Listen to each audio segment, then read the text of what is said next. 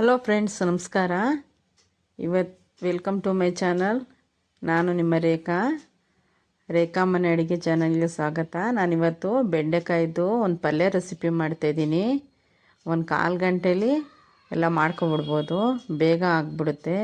ಇದನ್ನು ಎಕ್ಸ್ಟ್ರಾ ಉರಿ ಅಂಥದ್ದು ಏನಿರಲ್ಲ, ಏನೂ ಇಲ್ಲ. ಒಗ್ಗರಣೆ ಮಾಡಿಬಿಟ್ಟು ಡೈರೆಕ್ಟ್ ಪಲ್ಯನೇ ಮಾಡಿಬಿಡೋದು. ಹುರಿದು ಇಟ್ಕೋಬೇಕು ಅಂತ ಏನಿಲ್ಲ. ನಾನಿಲ್ಲಿ ರಾತ್ರಿ ತೊಳೆದಿರಲಿಲ್ಲ ಬೆಂಡೆಕಾಯಿ, ಬೆಳಗ್ಗೆ ತೊಳೆದೆ. ಹಾಗಾಗಿ ಸ್ವಲ್ಪ ನೀರಿನ ಪಸೆ ಇದೆಯಲ್ಲ, ಅದನ್ನು ಬಟ್ಟೆಯಲ್ಲಿ ಒರೆಸ್ಬಿಟ್ಟು ಹೆಚ್ಕೋಬೇಕು. ಹೀಗೆ ಹೆಚ್ಕೊಳ್ಲಿಲ್ಲ ಅಂದರೆ, ಒರೆಸ್ಲಿಲ್ಲ ಅಂದರೆ ಅದ್ರದ್ದು ಲೋಳಿ ಅಂಶ ಜಾಸ್ತಿ ಆಗಿಬಿಡುತ್ತೆ. ನೀವು ಉರಿಬೇಕಾದ್ರೆ ತುಂಬ ಟೈಮ್ ತೊಗೊಳುತ್ತೆ ಅಂತ ಅಷ್ಟೇ, ಇನ್ನೇನಿಲ್ಲ. ಆದಷ್ಟು ಸ್ವಲ್ಪ ಡ್ರೈ ಮಾಡಿಬಿಟ್ಟು ಈ ಥರ ಒರೆಸ್ಬಿಟ್ಟು ಹೆಚ್ಚಿಬಿಟ್ರೆ ಬೇಗ ಆಗುತ್ತೆ. ನೋಡಿ, ನಾನು ಈ ಥರ ಒರೆಸ್ಬಿಟ್ಟು ಹೆಚ್ಕೊತಾ ಇದ್ದೀನಿ. ಒಂದು ಸ್ವಲ್ಪ ನೀರಿನ ಪಸೆ ಇರಬಾರ್ದು. ನೀರಿನ ಪಸೆ ಇತ್ತು ಅಂದರೆ ನಾವು ಬೇಗ ಹುರಿದು ಪಲ್ಯ ಮಾಡಲಿಕ್ಕಾಗಲ್ಲ. ಅದು ಲೋಳಿ ಅಂಶ ಬೇಗ ಡ್ರೈ ಆಗಲ್ಲ. ಹಾಗಾಗಿ ನಾವು ಈ ಥರ ಎಲ್ಲ ಇದು ಮಾಡಿಬಿಟ್ಟು ಒರೆಸ್ಕೊಂಡು ಹೆಚ್ಕೋಬೇಕು. ನಾನು ಇದಕ್ಕೆ ಪಲ್ಯಕ್ಕೆ ನೋಡಿ, ಒಂದು ಕ್ಯಾಪ್ಸಿಕಮ್ ತೊಗೊಂಡಿದ್ದೀನಿ, 2 ಟೊಮೊಟೊ, ಆಮೇಲೆ ಕರ್ಬೇವಿನ ಸೊಪ್ಪು, 1-2 ಹಸಿಮೆಣ್ಸಿಕಾಯಿ ತೊಗೊಂಡಿದ್ದೀನಿ. ನೋಡಿ, ಈ ಥರ ಒಂಚೂರು ನೋಡಿ ನೀರಿನ ಪಸೆ ಇಲ್ಲ. ಈ ಥರ ಇದು ಮಾಡಿ ಒರೆಸ್ಬಿಟ್ಟು ಹೆಚ್ಚಿಟ್ಕೋಬೇಕು. ಒಂದು ಸ್ವಲ್ಪನೂ ಹಸಿ ಅಂಶ ಇರಬಾರ್ದು. ಈಗ ಬಾಣಲಿಗೆ 1-2 ಸೌಟಷ್ಟು ಎಣ್ಣೆ ಹಾಕಿದ್ದೀನಿ. ಯಾಕೆ ಅಂದರೆ ಇದು ಬೆಂಡೆಕಾಯಿ ಪಲ್ಯ ಅಲ್ಲ, ಹಾಗಾಗಿ ಸ್ವಲ್ಪ ಜಾಸ್ತಿನೇ ಎಣ್ಣೆ ಬೇಕು. ಹಾಗಾಗಿ ಸ್ವಲ್ಪ ಎಣ್ಣೆ ಜಾಸ್ತಿ ಇಟ್ಟಿದ್ದೀನಿ. 1 ದೊಡ್ಡ ಸ್ಪೂನು ಸಾಸಿವೆ ಹಾಕಿದ್ದೀನಿ. ಈಗ ನಾವು ಸ್ವಲ್ಪ ಈ ಸಾಸಿವೆ ಚಟಪಟ ಅನ್ನಲಿ. ನನ್ನ ಮಗಳು ಫ್ರೈ ಮಾಡ್ತಾಯಿದ್ದಾಳೆ, ಹಾಗಾಗಿ ಅವಳಿಗೆ ಬಿಟ್ಟಿದ್ದೀನಿ, ಮಾಡ್ತಾಯಿದ್ದಾಳೆ. ನಾನಿಲ್ಲಿ ಹೇಳ್ತಾಯಿದ್ದೀನಿ. ಈಗ ಫಸ್ಟು ಕ್ಯಾಪ್ಸಿಕಮ್ ಹಾಕೋಣ.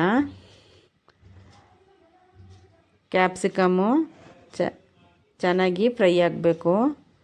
ಅವಳಿಗೆ ಒಂದೇ ಸಲ ಹಾಕೋಕ್ಕೆ ನೀರಿನ ಅಂಶ ಇದು ಒಗ್ಗರಣೆಗೆ ಇದಲ್ಲ, ಹಾಗಾಗಿ ಸ್ವಲ್ಪನೇ ಹಾಕ್ತಾಯಿದ್ದಾಳೆ. ನೋಡಿ, ಹಾಕ್ತಾಯಿದ್ದಾಳೆ. ಈಗ ಫ್ರೈ ಮಾಡ್ತಾಳೆ. ನಾನು ಇದನ್ನು ಚಪಾತಿ ಮಾಡ್ತಾಯಿದ್ದೆ, ಹಿಟ್ಟು ಮಿದಿತಾಯಿದ್ದೆ, ಅದಕ್ಕೆ ಅವಳೆ ಮಾಡ್ತಾಯಿದ್ಲು. ನಾನು ಸ್ವಲ್ಪ ಚಪಾತಿ ಹಿಟ್ಟನ್ನು ಮಿದ್ದಿ ಇದಕ್ಕೆ ಪಲ್ಯಕ್ಕೆ ಬೇಕಿತ್ತಲ್ಲ, ಹಾಗಾಗಿ ನನ್ನ ಮಗಳನ್ನೇ ಒಗ್ಗರಣೆ ಮಾಡ್ತಾಯಿದ್ಲು. ಈಗ ಕ್ಯಾಪ್ಸಿಕಮ್ ಫ್ರೈ ಆಗ್ತಾಯಿದೆ. ನಿಮ್ಗೇನಾರು ಈ ರೆಸಿಪಿ ಇಷ್ಟ ಆಯಿತು ಅಂದರೆ ಲೈಕ್ ಮಾಡಿ, ಶೇರ್ ಮಾಡಿ, ಹಾಗೆ ಕಮೆಂಟ್ಸ್ ಮಾಡಿ ಫ್ರೆಂಡ್ಸ್. ನೀವೆಲ್ಲ ಯಾವ ಥರ ಬೆಂಡೆಕಾಯಿ ಪಲ್ಯ ಮಾಡ್ತೀರಾ ಅಂತ ಕಮೆಂಟ್ಸ್ ಮಾಡಿ ತಿಳಿಸಿ. ಈಗ ಕರ್ಬೇವಿನ ಸೊಪ್ಪು ಹಾಕ್ತಾಯಿದ್ದಾಳೆ.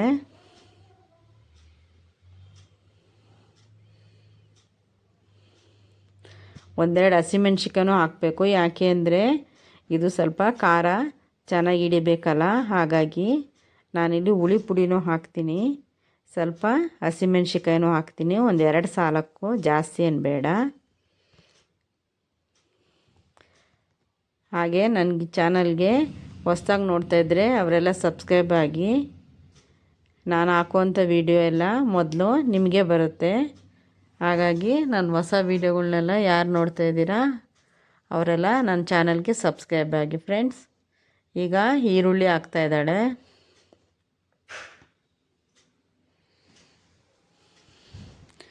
ಈರುಳ್ಳಿನೂ ಕೂಡ ಚೆನ್ನಾಗಿ ಫ್ರೈ ಮಾಡಬೇಕು.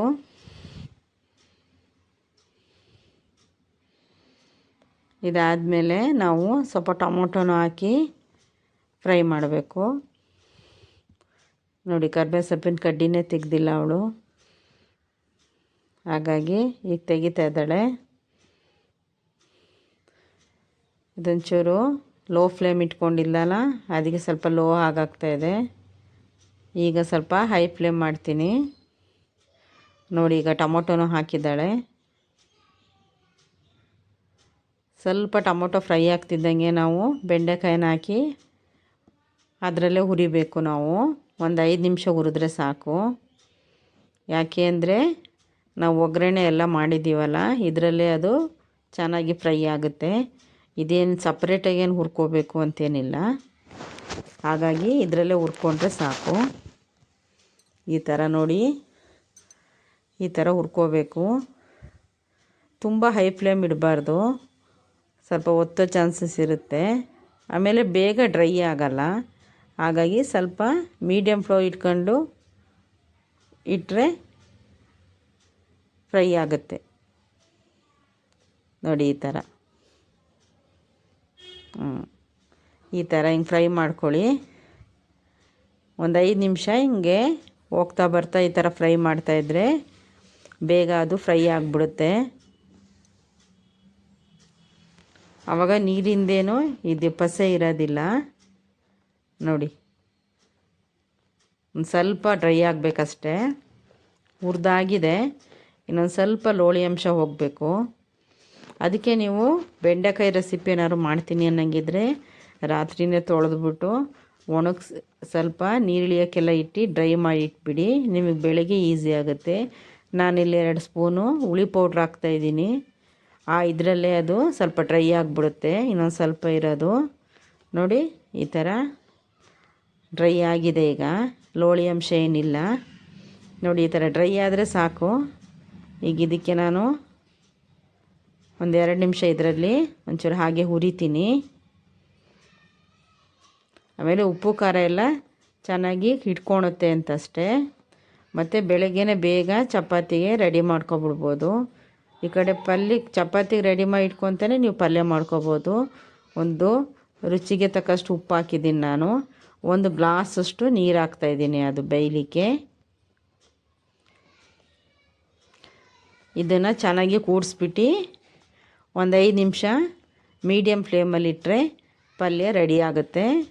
ನೋಡಿ, ಈ ಥರ ಚೆನ್ನಾಗಿ ಎಲ್ಲ ಕಲಿಸ್ಬಿಟ್ಟು ಇಟ್ಟರೆ ಪಲ್ಯ ರೆಡಿ ಆಗುತ್ತೆ. ಒಂದು 5 ನಿಮಿಷದಲ್ಲಿ ಎಲ್ಲ ಬೆಂದ್ಬಿಡುತ್ತೆ, ಸಾಕದು. ನೋಡಿ, ಒಂದು ಸ್ವಲ್ಪ ನೀರು ಕಮ್ಮಿ ಅನ್ನಿಸ್ತು, ಅದಕ್ಕೆ ನಾನು ಇನ್ನೊಂದು ಸ್ವಲ್ಪ ನೀರು ಹಾಕ್ತಾಯಿದ್ದೀನಿ.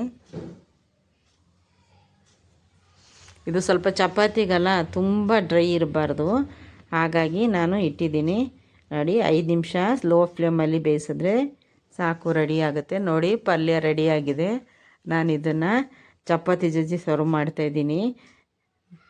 ನಾನು ಈ ವಿಡಿಯೋ ನಿಮಗೆ ಇಷ್ಟ ಆಯಿತು ಅಂದ್ಕೊತೀನಿ. ಬೇಗ ಅರ್ಜೆಂಟಲ್ಲಿ ಬೆಳಗ್ಗೆ ಹೊತ್ತು ಮಾಡ್ಕೊಬಿಡ್ಬೋದು. ಆದರೆ ರಾತ್ರಿನೇ ಬೆಂಡೆಕಾಯಿನ ತೊಳೆದು ಎಲ್ಲ ಇದು ಮಾಡಿ ಇಟ್ಕೊಂಡ್ರೆ ಸಾಕು. ಮತ್ತೊಂದು ರೆಸಿಪಿ ಜೊತೆ ಬರ್ತೀನಿ. ನಿಮ್ಮ ರೇಖಾ. ಟಾಟಾ.